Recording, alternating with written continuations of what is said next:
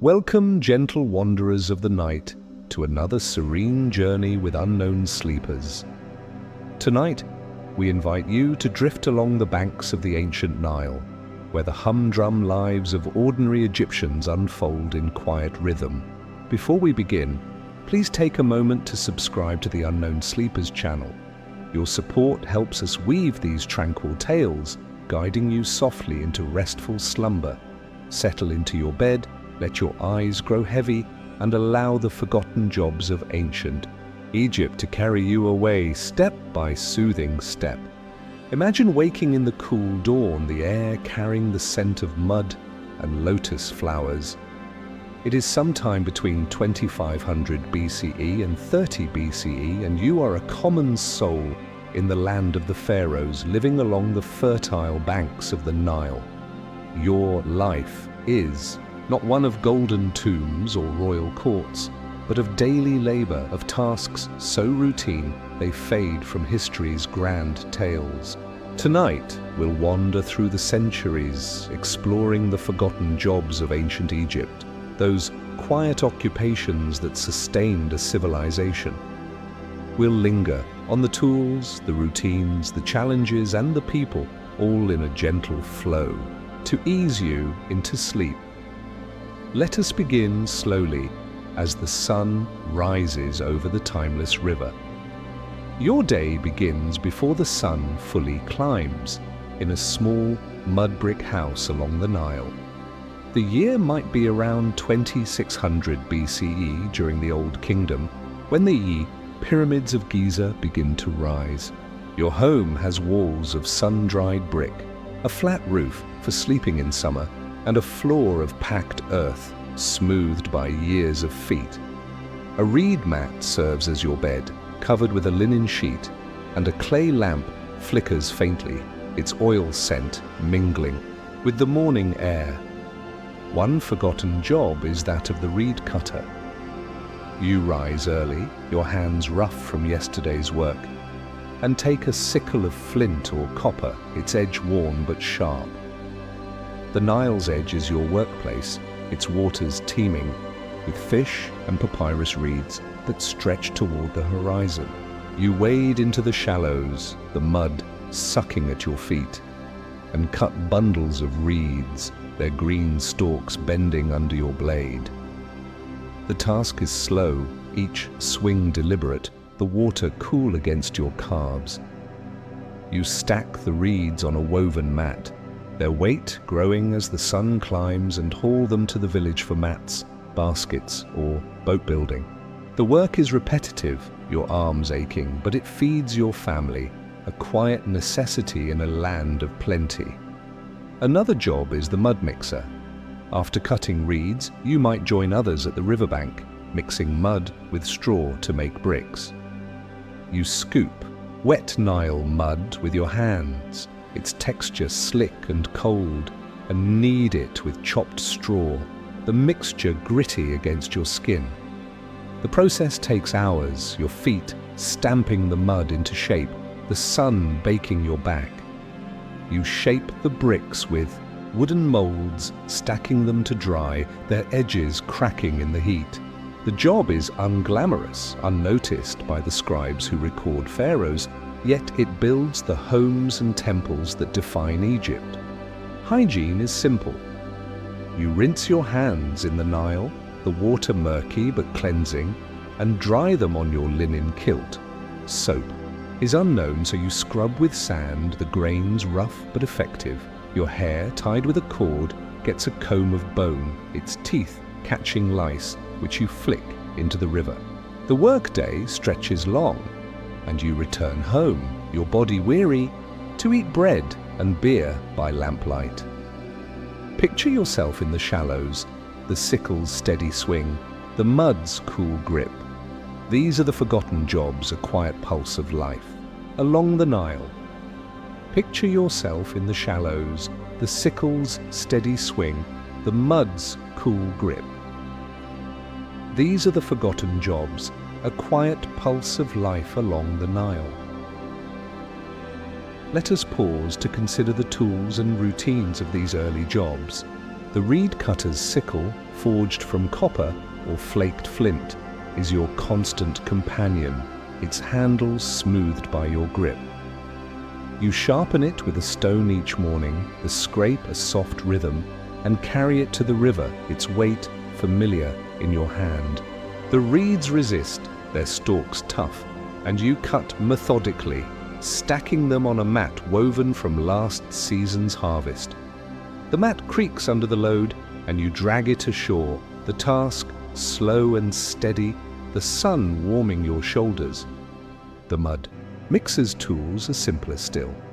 You use your hands, their calluses thick from years of kneading, and a wooden mold, its edges worn. You fetch mud in a clay bucket, the handle rough against your palm, and mix it with straw, the straw prickling your skin.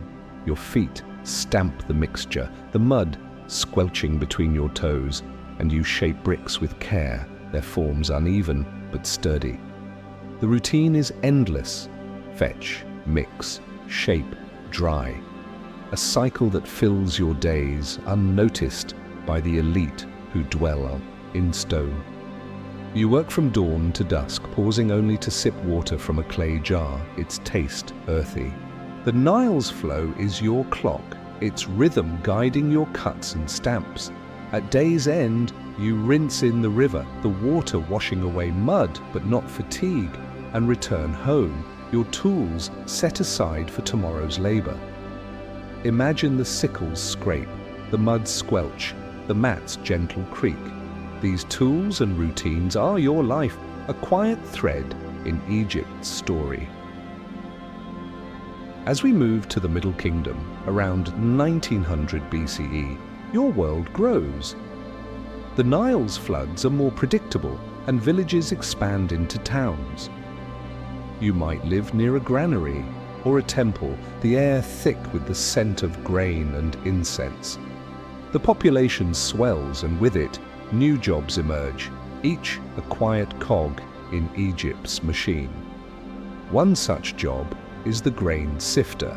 You rise with the sun, your hands dusted with last night's flour, and take a wide, shallow basket woven from palm fronds. The granary is your domain, its walls of mud brick cool in the morning. You pour harvested wheat into the basket, its golden grains spilling over, and shake it gently, the motion rhythmic and soothing. Chaff and stones fall through, the breeze carrying dust, and you work methodically, your arms swaying. The task is long, the basket heavy, but it ensures bread for the village, a duty as old as the river. Another job is the linen weaver. After sifting, you might sit at a loom, its wooden frame creaking softly. You spin flax fibers into thread, your fingers nimble but sore, and weave them into cloth, the shuttle clicking with each pass. The room is dim, lit by a clay lamp, and the air hums with the loom's rhythm. The fabric is coarse, destined for kilts or shrouds, and you work hours to produce a single bolt, your eyes straining in the low light. Hygiene remains basic. You wash your hands in a clay basin, the water drawn from the Nile, and scrub with sand. Your kilt, linen and faded, is washed monthly at the river, beaten with a stone. Lice are picked with a bone comb, a task done by firelight, and you sip beer to ease the day's ache. Picture the basket sway, the loom's steady beat, the Nile's quiet flow. These jobs sustain a growing land, a gentle rhythm of labor. Let us dwell on the tools and routines of these trades. The grain sifter's basket, woven from palm, is light but sturdy, its edges frayed from use. You fill it with wheat, the grains slipping through your fingers, and shake it slowly, the chaff drifting away. A breeze helps cool against your face, and you work in the granary's shade, the task a meditation of motion. You empty the chaff into a pile, its dust tickling your nose, and repeat, the basket's weight a constant. The linen weaver's loom of wood and rope is your world. You spin flax with a drop spindle, its whirls spinning steadily, and thread the loom, the fibers course against your hands. The shuttle moves back and forth, its click a soft song, and you weave patiently, the fabric growing inch by inch. The room grows warm, the lamps flicker casting shadows, and you pause to stretch, your back stiff from hours seated. You work from sunrise to dusk, sipping water from a jar, its clay cool. The Nile's flood guides your pace, its retreat signaling harvest. At day's end, you rinse in the river, the water soothing your hands, and return home, your tools ready for tomorrow. Imagine the basket's gentle shake, the shuttle's soft click, the river's lull. These tools and routines are your craft, a quiet heartbeat of Egypt. By the New Kingdom, around 1400 BCE, Egypt flourishes. Temples rise and trade with Nubia and the Levant brings wealth. You live near Thebes or Memphis, the air rich with myrrh and dust, and new jobs emerge, each a quiet thread in the tapestry. One job is the papyrus maker. You rise early, your fingers stained from yesterday's work, and take a flint knife and a wooden mallet. The Nile's edge is your workplace, its papyrus thick and green. You cut the stalks, their sap sticky, and peel them into strips, the task slow and precise. You lay the strips in layers, hammering them with the mallet, the thud, soft but steady. The sheets dry in the sun, curling slightly, and you stack them for scribes, your labor unseen but vital. Another job is the potter's assistant. You join a workshop, the air heavy with clay dust, and knead wet clay with your hands, its coolness seeping into your skin. You shape it into pots on a slow wheel, your feet turning the base, the motion hypnotic. The pots are fired in a kiln, the heat intense, and you stack them to cool, their surfaces rough but functional. The work is dusty, your lungs coated, but it stores the grain and beer that sustain Egypt. Hygiene is still simple. You wash in the Nile, the water cleansing your hands, and scrub with sand. Your kilt is linen, washed at the river, and lice are combed out by lamplight.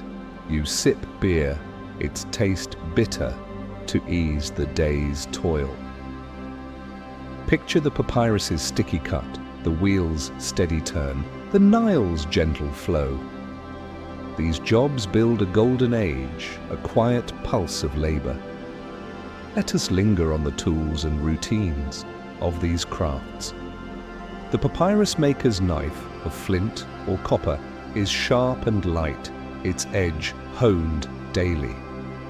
You cut stalks with care, the sap clinging to your hands, and peel strips, the motion slow and deliberate.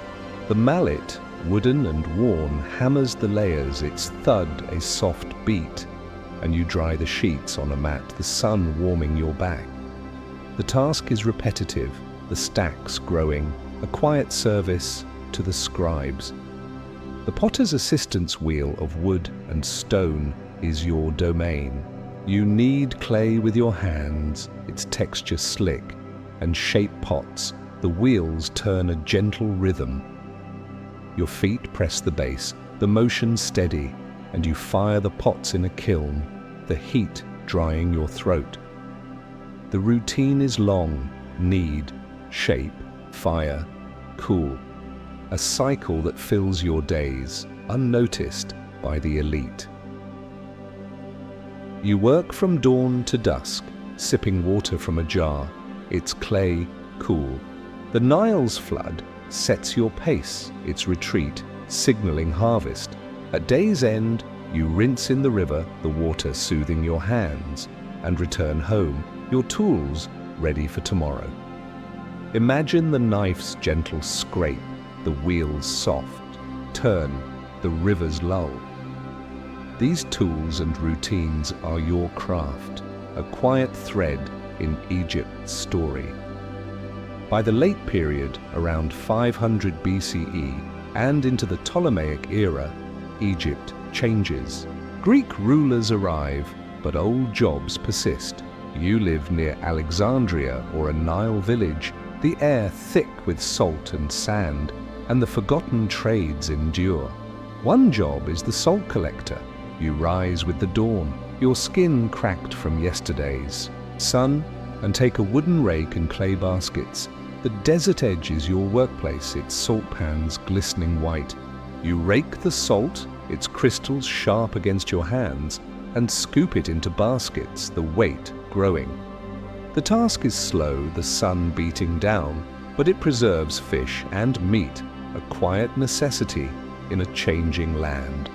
Another job is the reed mat maker. You sit in a shaded hut, the air cool, and weave palm fronds with your fingers, their edges rough. The mats are for floors or sleeping, and you work steadily, the pattern simple but precise. The task is long, your hands aching, but it provides comfort, a duty overlooked by history. Hygiene remains basic. You wash in the Nile, the water cleansing your hands, and scrub with sand. Your kilt is linen, washed at the river, and lice are combed out by lamplight. You sip beer, its taste bitter, to ease the day's toil. Picture the salt's sharp sting, the mat's steady weave, the Nile's gentle flow. These jobs endure, a quiet pulse of life. Let us dwell on the tools and routines of these trades. The salt collector's rake of wood and bone is light but sturdy, its teeth worn. You drag it through the pans, the salt crunching, and scoop it into baskets, the weight a constant. The sun dries your skin, and you work slowly, the task a meditation of motion. You empty the salt into sacks, its dust coating your lungs, and repeat, the baskets filling. The reed mat maker's fronds of palm or reed are your craft. You split them with a flint knife, the motion gentle, and weave them with your fingers, the pattern steady. The hut is cool, the air still, and you work hours, the mats growing inch by inch. The routine is long, split, weave, stack, a cycle that fills your days unnoticed by the elite. You work from dawn to dusk, sipping water from a jar, its clay cool. The Nile's flood guides your pace, its retreat signaling harvest. At day's end, you rinse in the river, the water soothing your hands, and return home, your tools ready for tomorrow. Imagine the rake's gentle pull, the fronds soft weave, the river's lull. These tools and routines are your craft, a quiet thread in Egypt's story. Through the ages, beliefs shape your work. The gods, Osiris, Isis, Hapi, guide your labor, and you offer prayers at a riverside shrine, a clay figurine in hand. The Nile's flood is divine, and you thank Hapi with a sip of water, seeing it as blessing. Scribes record grand deeds, but your jobs are humble, a service to Ma'at, the order of the world. Superstition guides you. Spilling salt might anger a spirit, and you murmur a charm to calm it. A broken tool might be Anubis's warning, and you bury it with a prayer. Herbs, like lotus or cumin, hung in your home, ward off evil, their scent mingling with smoke. You avoid working on certain days, Wepit Rempet, the new year, believing it invites misfortune, and follow village law with quiet faith. Family shares your toil. Children help sift grain, their small hands quick, and elders weave mats, their fingers slow but skilled. The community judges by effort, and you strive to contribute, your labor a quiet badge of survival amidst ancient beliefs. Picture the figurine's cool touch, the herb's faint scent, the priest's distant chant. Beliefs and community weave into your work, a gentle thread of faith. As Egypt fades around 30 BCE, your jobs linger in memory. The Greeks and Romans bring new trades, but the reed cutter, mud mixer, grain sifter, linen weaver, papyrus maker, potter's assistant, salt collector, and map maker shape the land's foundation. Archaeologists find your tools, sickles, baskets, looms, piecing together a life of quiet struggle. In 2025, historians ponder your world, its jobs a curious tale, and ex-posts marvel at your endurance. Your labor-built pyramids, fed cities, clothed kings, a slow rhythm of survival. It teaches us patience, the value of small acts, and the human spirit's quiet strength echoing across millennia. Picture the sickle's stillness, the loom's last click, the river's gentle end. Your story ends, but its echo lingers, guiding us to sleep. As we close our long, soothing tale, reflect on the forgotten jobs of ancient Egypt. Your days were filled with simple tasks, cutting reeds, mixing mud, sifting grain, weaving cloth, making papyrus, shaping pots, collecting salt, crafting mats, a rhythm of survival across centuries. These occupations were not grand, but they were human, a testament to endurance in a land of sand and river. The tools were few, the routines slow, yet they wove a story of resilience that reaches us today. Thank you for joining us on this tranquil journey through the past. If sleep has claimed you, we've done our part. If you're still awake, we hope this tale has brought you peace. Please subscribe to Unknown Sleepers for more soothing histories and share your thoughts in the comments below. Until next time, rest well and let the gentle past guide you into dreams